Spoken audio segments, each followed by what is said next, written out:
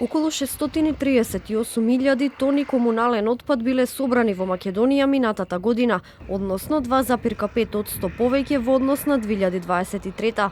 Секој жител во просек создал по 438 килограми комунален отпад, што е намалување во однос на претходната година, кога секој жител во просек создал по 503 килограми комунален отпад, покажуваат податоците на Државниот завод за статистика. Според нив, собраниот комунален отпад од домаќинствата, дуќаните и уличниот смет се фрла на депонија.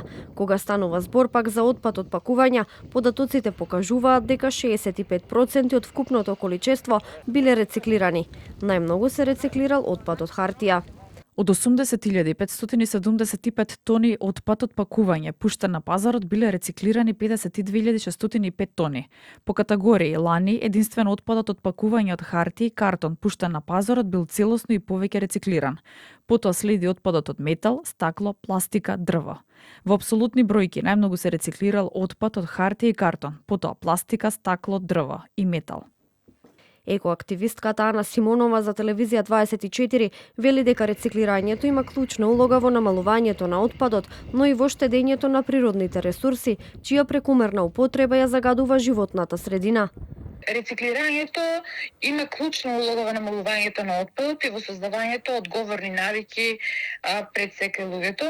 Преку рециклирање се намалува количината на отпад што завршува на депонии, со што се заштитува и почвата, и водата, и воздухот, а повторната употреба на материјалите штеди природни ресурси и енергија, а истовремено го намалува загадувањето на животната средина.